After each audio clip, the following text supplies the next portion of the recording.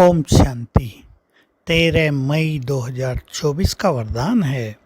शक्तिशाली याद द्वारा सेकंड में पद्मों की कमाई जमा करने वाले पद्मापति भाग्यशाली भव।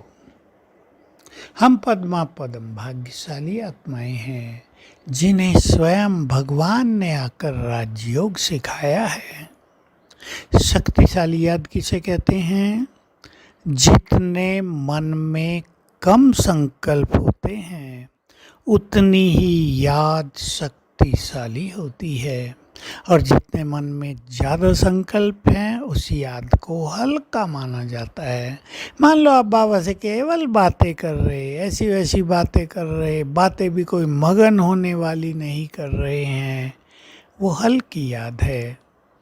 लेकिन बाबा का आह्वान कर लेना, उसमें मग्न हो जाना, संसार को सकाश देना, परमधाम में बाबा के साथ, शिव बाबा के साथ, निराकार को हम बाबा कह रहे हैं, भगवान को हम बाबा कह रहे हैं, उसके साथ बैठ जाना, उसकी एनर्जी प्राप्त कर लेना, इसको शक्तिशाली याद कहते हैं।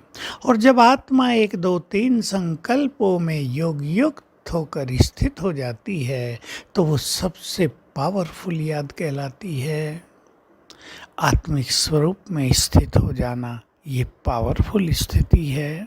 तो याद रखेंगे, जितना स्वरूप में स्थित होंगे, संकल्प मन में कम से कम होंगे, उतनी ही याद पावरफुल होगी। इससे क्या फ़ायदा होगा? सर्वशक्तिवान की शक्तियाँ हमें मिलती रहेंगी, वो हमारे अंदर समाती जाएंगी। उसकी गहन शांति की तरंगे हमें आती रहेंगी, हमारे अंदर शांति की शक्ति बढ़ती जाएगी। उसकी पवित्रता के वाइब्रेशंस हमें पावन बनाते जाएंगे, विकार नष्ट होते जाएंगे।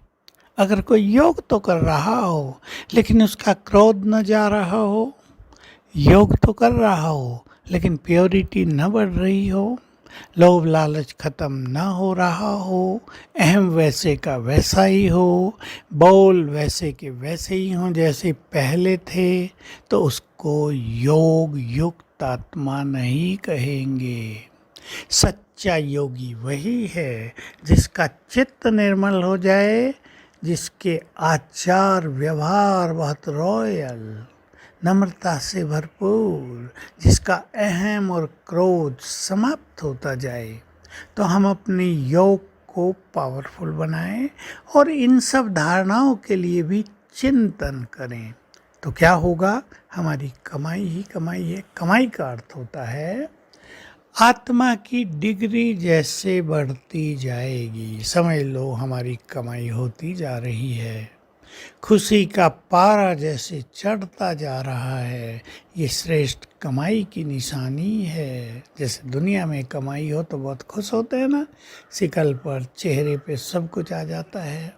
ऐसे ही हमारे मनोविकार दूर होते जा रहे हों, चित्त निर्मल होता जा रहा हो, समझ लो हमारी स्थिति बढ़ रही है, हमारा भाग्य बढ़ रहा है, हमारा भविष्य पद बढ़ता जा रहा है।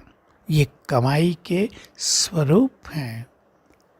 सार में कहें, हमारी संकल्प शक्ति ही भाग्य की शक्ति है।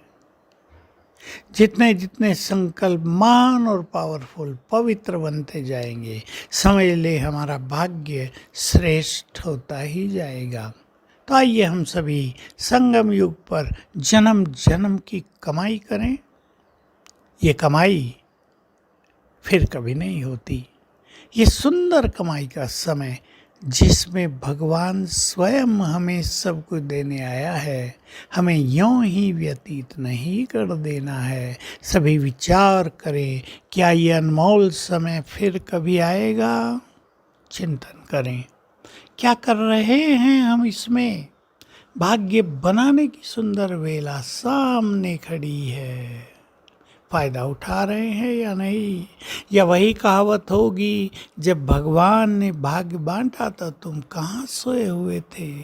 क्या हम इस कहावत को सिद्ध करना चाहते हैं कि हम भी सोए थे? जन्म जन्म का भाग्य बना लें, हर जन्म सुखों में बीते, संतोष में बीते, संपन्नता में बीते। ऐसा समय दोबारा कभी नहीं आएगा। ओम शांति।